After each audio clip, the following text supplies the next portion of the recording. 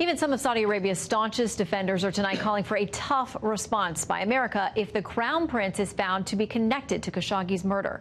That's leading to reports tonight that there's a wedge between President Trump and some in the GOP on this issue. Let's bring in Senator Lindsey Graham, member of the Senate Armed Services Committee, and someone who's been very vocal on this story. Senator, welcome. Thank you.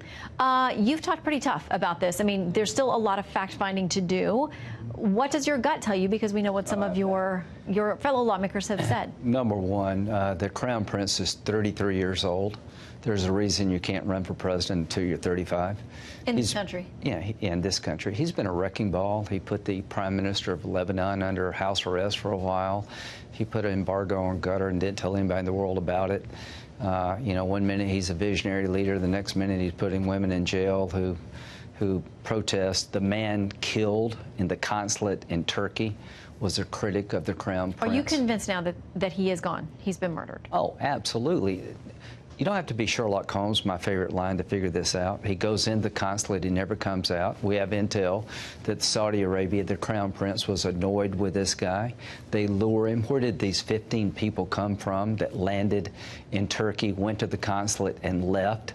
Somebody who's an autopsy expert. What's that got to do with the interrogation? I will not have my intelligence insulted or my support disrespected. I was the leading advocate for Saudi Arabia because they're a strategic ally. And Donald Trump, President Trump, has been tremendous to the the country of Saudi Arabia. This is the most disrespectful thing I've ever seen toward a president of the United States. He has done everything he could to help Saudi Arabia, and this is the way you're repaid. He's a strong man, President Trump. This will not go unanswered. Okay, I want to play something that Senator Marco Rubio said to us last night about the interconnection between the U.S. and Saudi Arabia. Yeah. I think the bigger issue here becomes the role they play in our Middle Eastern strategy. And the administration, and I think wisely, that had built them as a key linchpin against Iran and their ambitions and their expansion in the region. That's endangered now. If they did this, it makes it impossible for us to work with them closely in the short term until something's done about it. Okay, so all kinds of interconnections on oil, on their military needing us to help sustain them, on the issues with Iran. I mean, Yemen, what's going on there? You know what we need the most? To be good Americans. We deal with people who are bad because sometimes we have to, but these are allies. This shows tremendous disrespect for me and President Trump to put us in this box. You can't take criticism at all to send a assassination squad to Turkey to kill a man on foreign soil in a consulate in Turkey violates every norm known to mankind. Freedom of the press, extrajudicial killings. This all originated from the Crown Prince. I'm convinced of that. The president needs to be measured. I get that. But the world is watching us. They're not going to join Iran and Saudi Arabia. There are plenty of people in Saudi Arabia that we could have a good relationship with. But if the Crown Prince stays in power, it will be almost impossible to reconstruct this relationship at a time both of us need it. All right. Well, the investigation continues. There's a joint investigation with the Turks and Saudis, among some others. So we will continue to watch and see as we get new information. I want to get you to respond to something, too, that you've taken some heat about today. Here's something you said earlier today in talking about taking a DNA test with respect to Senator Elizabeth Warren.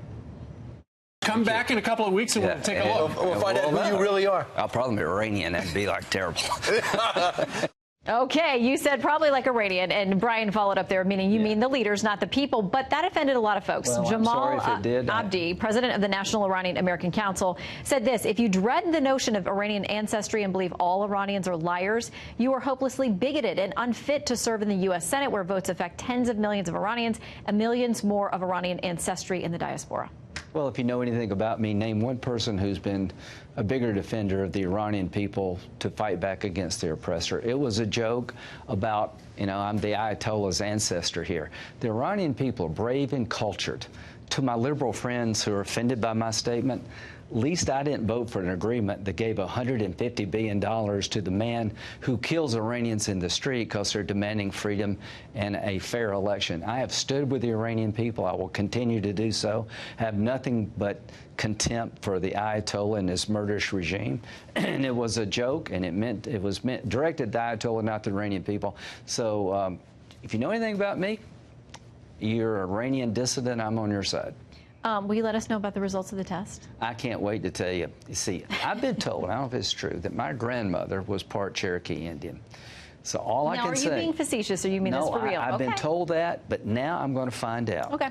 Because all I got to do is beat 1/10 of 1%, then I'll win the prize between me and Elizabeth Warren. All right, the results right here on Fox News at Night. We'll look forward to that. Senator, thank you for coming in.